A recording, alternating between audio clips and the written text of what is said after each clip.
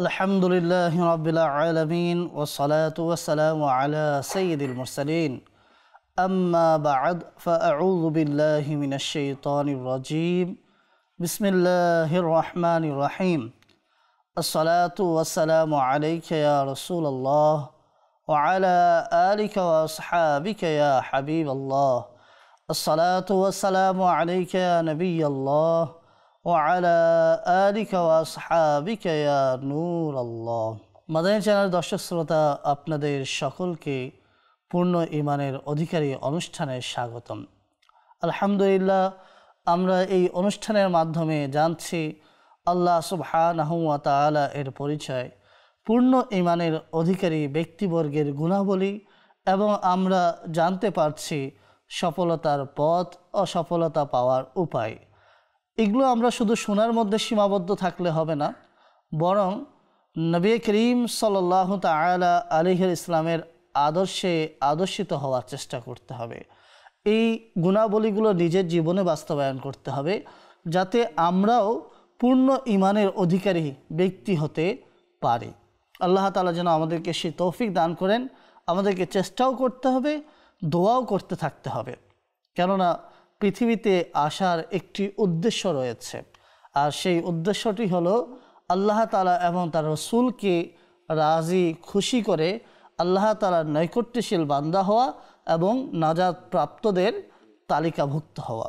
মাদানী চ্যানেলের দর্শক শ্রোতা, আজকেও প্রতি পর্বের ন্যায় একটি নির্দিষ্ট বিষয়ে আলোচনা হবে। আজকের আলোচনার বিষয় হলো দুরূদ শরীফের ফজিলত। আমরা নবী করিম সাল্লাল্লাহু তাআলা আলাইহি ইসলামের প্রতি কেন দুরূদ শরীফ পাঠ করব? দুরূদ শরীফ পাঠ করার কারণে কি কি ফজিলত দ্বারা আমরা ধন্য হতে পারব, কোন কোন মুসিবত থেকে রক্ষা পাওয়া সম্ভব, কোন কোন ক্ষেত্রে দুরূদ শরীফের আমল অত্যন্ত গুরুত্বপূর্ণ, সেই বিষয়গুলো আজকের ধারাবাহিক আলোচনার মাধ্যমে আমরা ইনশাআল্লাহ জানতে পারব। নবী করিম সাল্লাল্লাহু তাআলা আলাইহি ইসলামের প্রতি দুরূদ শরীফ পাঠ করার অগণিত অসংখ্য ফজিলত রয়েছে। সর্বপ্রথম শুরু করছি হযরতে আলী রাদিয়াল্লাহু তাআলা আনহু থেকে বর্ণিত একটি হাদিস দ্বারা। তিনি বর্ণনা করেন, ইন্না দুআআ মাহজুবুন হাত্তা ইউসাল্লি দাঈয়া আলা নবী সাল্লাল্লাহু আলাইহি ওয়াসাল্লাম। আল্লাহ তাআলার দরবারে দোয়া ততক্ষণ পর্যন্ত পেশ করা হবে না যতক্ষণ পর্যন্ত দোয়াকারী, প্রার্থনাকারী নবী করিম সাল্লাল্লাহু তাআলা আলাইহি ইসলামের প্রতি দুরূদ শরীফ প্রেরণ করবে না।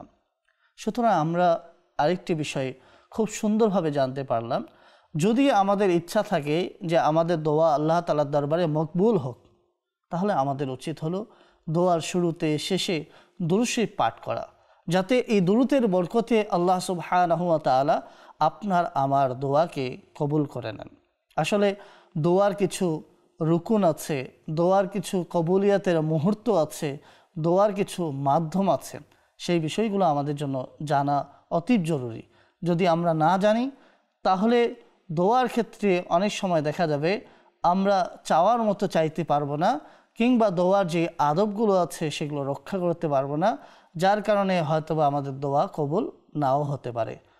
আজকের আলোচনায় যেহেতু দুরূদ শরীফের ফজিলত, আসুন এক একটি হাদিস শরীফ আমরা শ্রবণ করি এবং নিজে থেকে নিয়ত করে নিই যে ইনশাআল্লাহ আজ্জা ওয়া জাল, যেহেতু সমাধান রয়েছে, আমি যে কোনো সমস্যায় পড়লে এই সমাধানগুলো নিজের জীবনে বাস্তবায়ন করব, খুঁজে বের করব, যাতে আমি সঠিক সমাধান পেয়ে যাই। অনুভাবে আমরা যদি লক্ষ্য করি, হযরতে ইমাম তিরমিজি রাদিয়াল্লাহু তাআলা আনহু, যিনি অনেক প্রসিদ্ধ একজন মুহাদ্দিস, যার লেখনী কিতাব সুনানে তিরমিজি জগৎ বিখ্যাত একটি কিতাব, সিহা সিত্তার অন্তর্ভুক্ত, যেই কিতাবের পৃথিবীতে সারা রয়েছে। ওলামায়ে দ্বীন থেকে শুরু করে নিয়ে সর্বসাধারণ সকল মানুষের সেই কিতাবের প্রতি একটা আস্থা রয়েছে, এমন একটি কিতাবের লেখক হযরতে ইমাম তিরমিজি রাদিয়াল্লাহু তাআলা আনহু, তিনি বর্ণনা করেন, একবার নবী করিম সাল্লাল্লাহু আলাইহি ইসলাম বসেছিলেন। একজন ব্যক্তি আসলো, সে নামাজ আদায় করলো। নামাজ আদায় করার পরে সে প্রার্থনা করলো, আল্লাহুম্মা গফিরলি ওয়ারহামনি, হে আল্লাহ, আমাকে ক্ষমা করে দাও এবং আমার প্রতি দয়া করো। এই কাজ করার পরে নবী করিম সাল্লাল্লাহু তাআলা আলাইহি সাল্লাম বললেন, হে নামাজি, তুমি অনেক দ্রুত করেছো। যখনই তুমি নামাজ আদায় করে অবসর হবে তখন আল্লাহ তাআলার হামদ সানা করবে, আল্লাহ তাআলার প্রশংসা করবে। অতঃপর নবী করিম সাল্লাল্লাহু তাআলা ইসলাম অর্থাৎ রাসূলুল্লাহ বলছেন যে অতঃপর আমার উপরে দুরূদ শরীফ পাঠ করবে, সুম্মা দুহু, অতঃপর আল্লাহ তাআলার দরবারে দোয়া করবে। এই শিক্ষা তাকে নবী করিম সাল্লাল্লাহু তাআলা আলাইহি ওয়াসাল্লাম দিলেন। তাহলে বোঝা গেল জীবনের যতগুলো আমল রয়েছে সে আমলের একটি অংশে যেন দুরূদ শরীফ থাকে। এটারই শিক্ষা রাসূলুল্লাহ সাল্লাল্লাহু তাআলা আলাইহি ওয়াসাল্লাম আমাদেরকে দিলেন। এরপরে অনুরূপভাবে আরেকজন নামাজি আসলো। সে আসার পরে নামাজ শেষ করলো, নামাজের পরে আল্লাহ তাআলার প্রশংসা করলো, আল্লাহ তাআলার গুণাবলী বর্ণনা করলো, রাসূলুল্লাহ সাল্লাল্লাহু তাআলা আলাইহি ওয়াসাল্লামের প্রতি দুরূদ শরীফ পাঠ করলো। নবী করিম সাল্লাল্লাহু তাআলা ইসলাম তখন তাকে উদ্দেশ্য করে বললেন, আইয়ুহাল মুসল্লি উদউ তুজাব, হে মুসল্লি তুমি দোয়া করো, তোমার দোয়া কবুল করা হবে। রাসূলুল্লাহ সাল্লাল্লাহু আলাইহি ওয়াসাল্লাম তার দোয়া কবুল হওয়া সার্টিফিকেট দিলেন। কিসের ভিত্তিতে? যে সে আল্লাহ তাআলার প্রশংসা করেছে, আল্লাহ তাআলার গুণাবলী বর্ণনা করেছে, রাসূলুল্লাহ সাল্লাল্লাহু আলাইহি ওয়াসাল্লামের প্রতি দুরূদ প্রেরণ করেছে। এখন রাসূলুল্লাহ তাকে সার্টিফিকেট দিয়ে দিলেন, হে মুসল্লি তুমি দোয়া করো, তোমার দোয়া কবুল করা হবে। এই রিওয়ায়াত থেকে আমরা বুঝতে পারলাম যে দুরূদ শরীফ পাঠ করা, আল্লাহ তাআলার হামদ সানার পরে দুরূদ শরীফ পাঠ করা, এটা ইবাদতকে মকবুল করার একটি অন্যতম মাধ্যম। এভাবে যদি আমরা খলিফায়ে সানি সৈয়দনা ওমর বিন খাত্তাব রাদিয়াল্লাহু তাআলা আনহু, যিনি একজন জলিলুল কদর সাহাবী, যার মতের সাথে কোরআনের আয়াতের আহকাম মিলে যেত, এমন এক ব্যক্তিত্ব, তার থেকে একটি বর্ণিত হাদিস রয়েছে। বলেন যে আদ-দুআউ ওয়াস সালাতু মুআল্লাকুন বাইনাস সামাই ওয়াল আরদি ফালা ইয়াসআদু ইলাল্লাহি মিনহু শাইউন হাত্তা ইউসাল্লি আলা নবী সাল্লাল্লাহু আলাইহি ওয়াসাল্লাম। বলছেন দোয়া এবং নামাজ আসমান ও জমিনের মধ্যবর্তী স্থানে ঝুলন্ত অবস্থায় থাকে। কতক্ষণ? সেই সময় পর্যন্ত যতক্ষণ পর্যন্ত নবী করিম সাল্লাল্লাহু তাআলা আলাইহি ইসলামের প্রতি দুরূদ শরীফ প্রেরণ করা হয় না, ততক্ষণ পর্যন্ত এই দোয়া ও নামাজ আল্লাহ তাআলার দরবারে পৌঁছায় না। আল্লাহু আকবার! কেমন মকবুলিয়ত রয়েছে দরুদ শরীফের, আল্লাহ তাআলার দরবারে কেমন গ্রহণযোগ্য একটি আমল, যে আল্লাহ তাআলার ইবাদতকে আল্লাহ তাআলার দরবারে কবুল করাতে হলে আল্লাহ তাআলার প্রিয় হাবিবের প্রতি দুরূদ শরীফ পাঠ করতে হবে।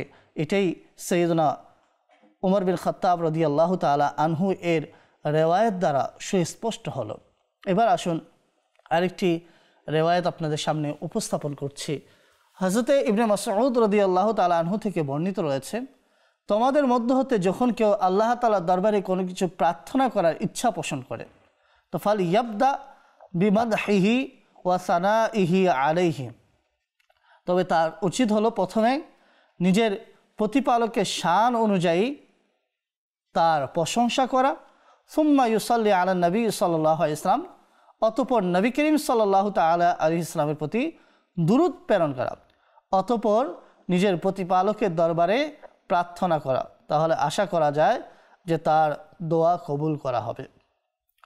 এই যে বর্ণনা থেকে আমরা জানতে পারলাম, আমরা প্রত্যেকটি রিওয়ায়াত থেকে একটা বিষয়ই বুঝতে পারছি যে আল্লাহ তাআলার প্রশংসা, আল্লাহ তাআলার গুণাবলী বর্ণনা, সাথেই তার প্রিয় হাবিব সাল্লাল্লাহু আলাইহি ইসলামের শান মান এর আলোচনা, দুরূদ শরীফ প্রেরণ করার কথা বারবার আমাদেরকে স্মরণ করিয়ে দেওয়া হচ্ছে। তার মানে বোঝা গেল আল্লাহ তাআলার দরবারে মকবুল হতে চাইলে, আল্লাহ তাআলার প্রিয় বান্দা হতে চাইলে, আল্লাহ তাআলার দরবারে নিজের ইবাদতকে মকবুল করার ইচ্ছে থাকলে রাসূলুল্লাহ সাল্লাল্লাহু আলাইহি ইসলামের প্রতি দুরূদ ও সালাম পেশ করতে হবে। মাদানী চ্যানেলের দর্শক শ্রোতা, অত্যন্ত চমৎকার একটি বিষয় হযরতে ইবনে আতা রাদিয়াল্লাহু তাআলা আনহু বর্ণনা করেছেন। তিনি বলেন দোয়ার কিছু রুকন রয়েছে, কিছু মাধ্যম রয়েছে, তার মকবুলিয়াতের কিছু সময় রয়েছে। যদি সেই অনুযায়ী দোয়া করা হয় তাহলে দোয়া শক্তিশালী হয়ে যায়। তিনি আরও কিছু বিষয় বলেছেন যে দোয়ার কিছু কবুল হওয়ার মুহূর্ত রয়েছে। তো বলেন যে আরকানুহু হুদুরুল কলবি ওয়াল রিক্কাতু ওয়াল ইস্তিকানাতু ওয়াল খুশুউ ওয়া তাআল্লুকুল কলবি বিল্লাহি ওয়া কাতউহুল আসবাব। দোয়ার রুকন হলো হাজির দিল হওয়া, দিল উপস্থিত থাকা, হৃদয় উপস্থিত থাকা, আজিজি অর্থাৎ বিনয়ী ভাব প্রকাশ করা, আল্লাহ তাআলার ভয় হৃদয়ে থাকা এবং হৃদয়কে আল্লাহ তাআলার সাথে সম্পর্ক করা অর্থাৎ আল্লাহ তাআলার স্মরণে মগ্ন থাকা এবং সকল ধরনের দুনিয়াবী বিষয় থেকে নিজেকে বিরত রাখা এবং নবী করিম সাল্লাল্লাহু আলাইহি ওয়াসাল্লামের প্রতি দুরূদ শরীফ প্রেরণ করা। এই হলো আমাদেরকে তিনি ফর্মুলা দিয়ে দিলেন দোয়া কবুল করাতে হলে কি কি করতে হবে। এই জন্য আমাদের উচিত হলো যে যখনই আমরা দোয়া করব, দোয়ার শুরুতে এবং দোয়ার শেষে রাসূলুল্লাহ সাল্লাল্লাহু আলাইহি ওয়াসাল্লামের প্রতি যেন আমরা দুরূদ শরীফ পাঠ করে নিই, যাতে আপনার আমার দোয়া আল্লাহ তাআলার দরবারে মকবুল হয়ে যায়। আপনার আমার যা প্রার্থনা রয়েছে তা থেকে আমরা যেন নিরাশ না হই। আপনাদের সামনে একটি ঈমান সতেজকারী ঘটনা উপস্থাপন করছি। হযরতে আব্দুল্লাহ ইবনে হিকাম রহমতুল্লাহি তাআলা আলাইহি বলেন, আমি হযরতে ইমাম শাফি রহমতুল্লাহি তাআলা আলাইহিকে স্বপ্নে দেখলাম। তাকে জিজ্ঞেস করলাম, ইন্তেকালের পরে আল্লাহ তাআলা আপনার সাথে কীরূপ মুআমলা করেছেন? তখন তিনি বললেন যে আল্লাহ সুবহানাহু ওয়া তাআলা আমার প্রতি দয়া করেছেন, ওয়া গফার আলী এবং আমাকে ক্ষমা করে দিয়েছেন, ওয়া জাফফানি ইলাল জান্নাতি কামা তুজাফফাল উরুস, আমাকে কনের ন্যায় সজ্জিত করে জান্নাতে প্রেরণ করা হয়েছে। তারপরে বলছেন ওয়া নাসারু আলাইয়া কামা ইউনসারু আলাল উরুস, এবং আমার উপরে জান্নাতের ফুল ছিটানো হয়েছে যেভাবে কনের উপরে ছিটানো হয়। হযরতে আব্দুল্লাহ বলেন, আমি হযরতে ইমাম শাফি রহমতুল্লাহি তাআলা আলাইহিকে জিজ্ঞেস করলাম, আপনার প্রতি মহান প্রতিপালকের এই অনুগ্রহের, এই প্রদানের কারণ কি?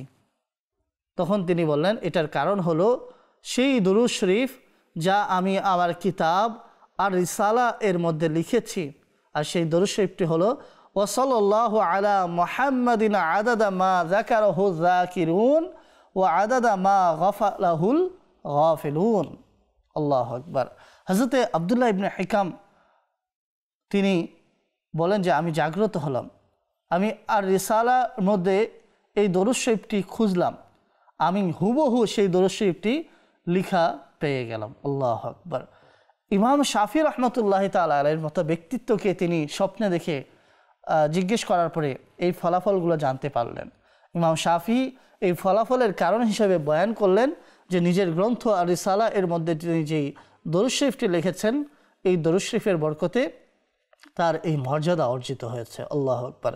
এইভাবে যদি আমরা দেখি, আল্লামা সাখাওয়ী রহমতুল্লাহি তাআলা আলাইহি বলেন, কিয়ামতের দিন আল্লাহ তাআলার দরবারে মুহাদ্দিসগণ উপস্থিত হবেন, তাদের হাতের মধ্যে দোয়াত থাকবে যা দ্বারা তেনারা হাদিস শরীফ লিখতেন। আল্লাহ তাআলা হযরতে জিবরাইল আমিন আলাইহিস সালামকে বলবেন, তাদেরকে জিজ্ঞেস করো তারা কারা এবং তারা কি চায়। তারা আরজ করবে, আমরা হাদিস লিখতাম এবং আমরা হাদিস পাঠকারী। আল্লাহ তাআলা ইরশাদ করবেন, যাও জান্নাতে প্রবেশ করো, কেননা তোমরা আমার হাবিব আলাইহিস সালাতু ওয়াস সালামের প্রতি অধিক হারে দরুদ শরীফ পাঠ করতে। কিভাবে? কেননা তারা যখন হাদিস শরীফ লিখতো তখন তারা পড়তো ক্বালা রাসূলুল্লাহ সাল্লাল্লাহু আলাইহি ওয়াসাল্লাম, পড়ার সময় লেখার সময় সাল্লাল্লাহু আলাইহি ওয়াসাল্লাম দরুদ শরীফটি পাঠ করতেন। এর বরকতে আল্লাহ তাআলা তাদেরকে ডাইরেক্ট জান্নাতের সুসংবাদ দিয়ে দিচ্ছেন। আল্লাহু আকবার। তাহলে এমনই ফজিলত রয়েছে দরুদ শরীফ পাঠ করার, শুধু আমল করতে হবে, তাহলেই আমরা আল্লাহ তাআলার নৈকট্যশীল বান্দা হতে পারব এবং রাসূলুল্লাহ সাল্লাল্লাহু আলাইহি ওয়াসাল্লামের দরবারে মকবুল উম্মত হতে পারব। যেমন মাওয়াহিবুল লাদুনিয়া গ্রন্থে রয়েছে, কিয়ামতের দিন যখন কোনো মুমিন ব্যক্তির নেকির ওজন কম হবে, তখন নবী করিম সাল্লাল্লাহু আলাইহি ওয়াসাল্লাম আঙ্গুল বরাবর একটি কাগজের টুকরা মিজানের পাল্লায় রেখে দিবেন। আল্লাহু আকবার। যার মাধ্যমে তার নেকির পাল্লা ভারী হয়ে যাবে। সেই মুমিন বলবে, আমার পিতামাতা আপনার উপরে উৎসর্গ হোক, আপনি কে?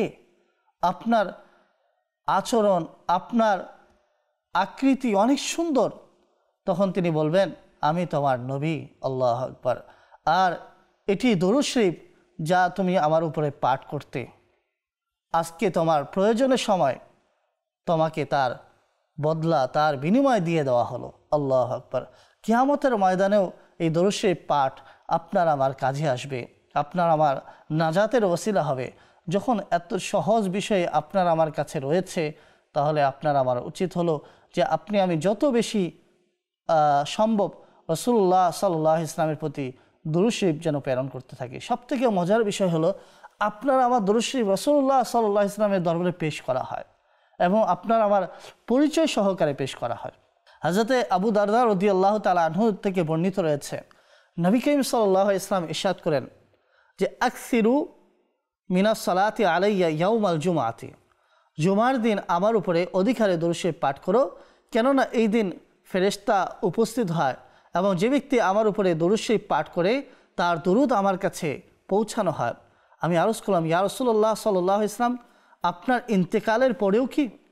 তখন তিনি বললেন, হ্যাঁ, আমার ইন্তেকালের পরেও এই দরুদ আমার কাছে প্রেরণ করা হবে, কেননা ইন্নাল্লাহা হাররামা আলাল আরদি আন তাকুলা আজসাদাল আম্বিয়াই ফানাবিয়ুল্লাহ হাইয়ুন ইউরযাকু, নিশ্চয় আল্লাহ তাআলা জমিনের উপরে হারাম করে দিয়েছেন নবীগণ আলাইহিমুস সালামের শরীরকে ভক্ষণ করা, অতঃপর আল্লাহ তাআলার নবী পর্দা করার পরেও জীবিত থাকেন এবং তাদেরকে রিজিক প্রদান করা হয়। এই হাদিসটি ইবনে মাজাহ রাহমাতুল্লাহি তাআলা আলাইহি থেকে বর্ণিত। তিনি নিজের কিতাবে এটি লিখেছেন। ওলামাগণ এটার পর্যালোচনা করার পরে বলেছেন যে এই হাদিসের বর্ণনাকারী প্রত্যেকেই সিকা, অর্থাৎ বিশ্বস্ত বর্ণনাকারী। এই হাদিসের মধ্যে কোনো প্রকারের সন্দেহ করার অবকাশ নেই। আল্লাহু আকবার। সহিহ হাদিস দ্বারা আমরা বুঝতে পারলাম নবী করিম সাল্লাল্লাহু আলাইহি ওয়াসাল্লামের প্রতি যখন শুক্রবারে দরুদ শরীফ পাঠ করা হয়, এই দরুদের হাদিয়া রাসূলুল্লাহ সাল্লাল্লাহু আলাইহি ওয়াসাল্লামের দরবারে পৌঁছে থাকে, তাহলে এটা সৌভাগ্যের বিষয়। আরেকটি চমৎকার ঘটনা আপনাদের সামনে উপস্থাপন করছি। নাঈম বিন দামদাম রাদিয়াল্লাহু তাআলা আনহু বলে, ইমরান বিন হুমায়ুন রাদিয়াল্লাহু তাআলা আনহু আমাকে বললেন, আমি কি তোমাকে এমন একটি হাদিস শরীফ শোনাবো না? আমি আরজ করলাম, অবশ্যই শোনান।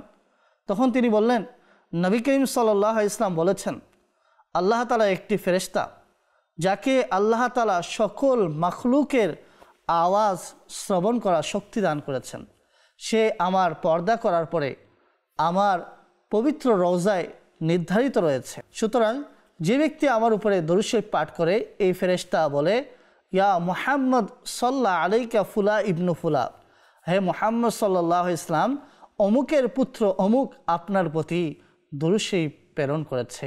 হুজুর সাল্লাল্লাহু আলাইহি ওয়াসাল্লাম বলেন, তখন আল্লাহ তাআলা ওই ব্যক্তির উপরে একবার দরুদ শরীফ পাঠ করার বিনিময়ে 10টি রহমত তথা 10 বার রহমত নাজিল করে থাকেন। সুবহানাল্লাহি ওয়া বিহামদিহি।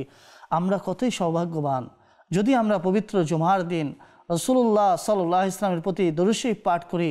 এই দরুদের হাদিয়া আপনার পিতার নাম সহ আপনার পরিচয় সহকারে রাসূলুল্লাহ সাল্লাল্লাহু আলাইহি ওয়াসাল্লামের দরবারে উপস্থিত করা হয়, তাহলে এটা আপনার আমার জন্য কেমন সৌভাগ্যের বিষয়। আর এটি কতই না গুরুত্বপূর্ণ আমল, যে যা আপনার আমার দুনিয়াতেও কাজে আসবে এবং আখিরাতেও কাজে আসবে। মাদানী চ্যানেল দর্শক শ্রোতা, আমরা যদি একের পরে এক রেওয়ায়েত শ্রবণ করতে থাকি, তাহলে আমরা এই বিষয়টি সুস্পষ্টভাবে বুঝতে পারব যে রাসূলুল্লাহ সাল্লাল্লাহু আলাইহি ওয়াসাল্লামের প্রতি দুরূদ শরীফ পাঠ করা কেমন কার্যকরী এবং রাসূলুল্লাহ সাল্লাল্লাহু আলাইহি ওয়াসাল্লামের প্রতি দরুদ শরীফ পাঠ করার কারণে মানুষ কেমন কেমন ফজিলত দ্বারা ধন্য হয়েছে। হযরতে আবুল খায়ের আখতার রাহমাতুল্লাহি তাআলা আলাইহি নিজের অবস্থা সম্পর্কে বর্ণনা করতে গিয়ে বলেন, একবার আমি মদিনা শরীফে উপস্থিত হলাম এবং ক্ষুধার্তের কারণে আমার একেবারে অবস্থা খারাপ হয়ে গেল। 5 দিন অতিবাহিত হয়ে গেল, একটি দানা আহার করার সৌভাগ্য হলো না। অতঃপর আমি নবী করিম সাল্লাল্লাহু আলাইহি ওয়াসাল্লামের দরবারে উপস্থিত হলাম। নবী করিম সাল্লাল্লাহু আলাইহি ওয়াসাল্লাম এবং হযরতে আবু বকর সিদ্দিক এবং হযরতে ওমর রাদিয়াল্লাহু তাআলা আনহুমা এর দরবারে দুরূদ ও সালাম পেশ করার পরে আমি আরজ করলাম, ইয়া রাসূলুল্লাহ আনা দাইফুকা আল-লাইলা, এ আল্লাহ রাসূল সাল্লাল্লাহু আলাইহি ওয়াসাল্লাম, আজকের রাতে আমি আপনার মেহমান। অতঃপর আমি মিম্বারের পিছনে শুয়ে পড়লাম। স্বপ্নে দেখলাম নবী করিম সাল্লাল্লাহু আলাইহি ওয়াসাল্লামের জিয়ারত দ্বারা ধন্য হলাম। আল্লাহু আকবার। হযরত আবু বকর সিদ্দিক, হযরত ওমর রাদিয়াল্লাহু তাআলা আনহুমা রাসূলুল্লাহর ডান বামে ছিলেন, আর হযরতে আলী রাদিয়াল্লাহু তাআলা আনহু আপনার সামনে উপস্থিত ছিলেন। হযরতে আলী রাদিয়াল্লাহু তাআলা আনহু আমাকে জাগ্রত করলেন এবং বললেন, হে আবুল খায়ের, উঠো, নবী করিম সাল্লাল্লাহু আলাইহি ইসলাম আগমন করেছেন। আমি উঠলাম এবং নবী করিম সাল্লাল্লাহু আলাইহি ইসলামের সামনে দণ্ডায়মান হলাম। ওয়াকাব্বালতু বাইনা আইনাইহি, তিনি বলছেন, এবং আমি রাসূলুল্লাহ সাল্লাল্লাহু আলাইহি ইসলামের উভয় চোখের মধ্যবর্তী স্থানে চুম্বন করলাম। নবী করিম সাল্লাল্লাহু আলাইহি ইসলাম আমাকে একটি রুটি দান করলেন। আমি অর্ধেক রুটি আহার করলাম, অতঃপর আমার চোখ খুলে গেল। তখন অর্ধেক রুটি আমার সামনে রাখা ছিল। সাল্লাল্লাহু তাআলা আলা মুহাম্মদ সাল্লাল্লাহু আলাইহি ইসলাম। কেমন ফজিলত রয়েছে! আমরা রিওয়ায়াত শুনছি যে তিনি স্বপ্নের মধ্যে অর্ধেক রুটি খাওয়ার পরে জাগ্রত অবস্থায় বাকি অর্ধেক রুটি পেয়ে গেলেন। কিসের বরকতে? রাসূলুল্লাহ সাল্লাল্লাহু আলাইহি ইসলামের দরবারে দুরূদ শরীফ পাঠ করার বরকতে। তাহলে বোঝা যাচ্ছে যে দুরূদ শরীফ পাঠ করা একজন মানুষের জন্য কতটুকু গুরুত্বপূর্ণ এবং কতটুকু সহায়ক দুনিয়া ও আখিরাতে সফল হওয়ার জন্য। আমরা যদি আরেকটি বর্ণনা শুনি, ঈমান সতেজ হয়ে যাবে। শেখ আবু উমর সামারকান্দি বর্ণনা করেন, আমি একজন ব্যক্তিকে দেখলাম, সে হারাম শরীফ, আরাফা, মিনা প্রত্যেক জায়গায় শুধুমাত্র দুরূদ শরীফ পাঠ করছে। আমি তাকে বললাম, হে আল্লাহর বান্দা, প্রত্যেক জায়গার জন্য ভিন্ন ভিন্ন দোয়া রয়েছে, তুমি সেগুলো কেন পাঠ করছো না? তখন সে আমাকে একটি ঘটনা শ্রবণ করালো। আসলেই হজের মৌসুমে আরাফাতে অন্য দোয়া পাঠ করা হয়, হারাম শরীফে আলাদা দোয়া পাঠ করা হয়, মিনাতে আলাদা দোয়া পাঠ করা হয়, কিন্তু সেই ব্যক্তি লাগাতার সব জায়গায় দুরূদ শরীফ পাঠ করছিল। তো সে ঘটনা বলছে যে আমি হজের জন্য খোরাসান থেকে রওনা হয়েছে। পথিমধ্যে আমার পিতা ইন্তেকাল করেছেন। আমি যখন তাকে চাদর উড়িয়ে দিলাম, কিছুক্ষণ পরে তার মুখ থেকে চাদর সরালাম, তখন আমার অবস্থা একেবারে হতভম্ব ছিল, কেননা তার চেহারা একেবারে কালো হয়ে গেছিল। আমি অনেক ব্যথিত হলাম, আর সেই অবস্থায় বসে বসে আমি ঘুমিয়ে পড়লাম। স্বপ্নে আমি দেখলাম কোনো একজন ব্যক্তি আমার পিতার কাছে আসলো। তিনি চাদর সরালেন, চেহারা দেখে আবার চাদর উড়িয়ে দিলেন। সে ব্যক্তি আমাকে জিজ্ঞেস করলো যে তুমি এত ব্যথিত কেন? তখন তার সামনে আমি সমস্ত ঘটনা উপস্থাপন করলাম। তখন তিনি বললেন যে এখন তার চেহারা থেকে চাদর সরিয়ে দেখো। তো যখন আমি চাদর সরালাম, দেখতে পেলাম যে একেবারে চাঁদনি রাতের মতো তার চেহারা ঝকমক করছে, আলোকিত হয়ে উঠছে। তখন আমি তাকে জিজ্ঞেস করলাম যে আপনি আমাকে বলুন, আপনি কে, আর এই ঘটনা কিভাবে হলো? তিনি বললেন, আনাল মুস্তাফা, আমি মুহাম্মদ সাল্লাল্লাহু আলাইহি ইসলাম। তখন সেই ব্যক্তি বলছে যে আমি তার সম্মানে দাঁড়িয়ে গেলাম এবং তার চাদর ধরে আরজ করতে লাগলাম, বিহাক্কিল্লাহ ইয়া সাইয়্যিদি ইয়া রাসূলুল্লাহ, এ আমার প্রিয় হাবিব রাসূল করিম সাল্লাল্লাহু আলাইহি ইসলাম, আল্লাহর ওয়াস্তে আমাকে এই ঘটনা বলুন। তখন রাসূলুল্লাহ সাল্লাল্লাহু আলাইহি ইসলাম বললেন, এটি হলেন তোমার পিতা, তিনি সুদ খেতেন, আর আল্লাহ তাআলা সুদখোরের চেহারা মৃত্যুর পরে দুনিয়া এবং আখিরাতে গাধার ন্যায় করে থাকেন। কিন্তু তোমার বাবা একটি আমল করতেন, আজ তার এই আমল কাজে আসলো। তিনি কি করতেন? প্রত্যেক রাতে আমার উপরে 100 বার দরুদ শরীফ পাঠ করত।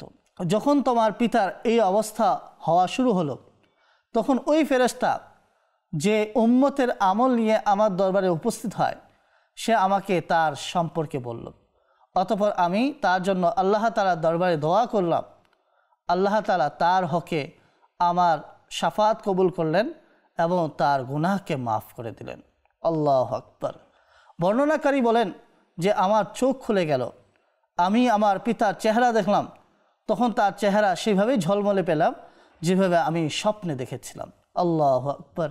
এখান থেকেও আমরা বুঝতে পারলাম যে একজন মানুষের মৃত্যুর পরে তার চেহারা কালো হয়ে গেছে, বিকৃত হয়ে গেছে, কিন্তু সে প্রতি রাতে 100 বার দরুদ শরীফ পাঠ করার বরকতে তার চেহারা পুনরায় আলোকিত হয়ে গেল। আল্লাহু আকবার। আল্লাহ সুবহানাহু ওয়া তাআলা আমাদেরকে অধিকারে দরুদ শরীফ পাঠ করা তৌফিক দান করুন। আমিন। সল্লু আলাল হাবিব সাল্লাল্লাহু তাআলা আলা মুহাম্মদ সাল্লাল্লাহু আলাইহি ওয়া আলিহি ওয়াসাল্লাম।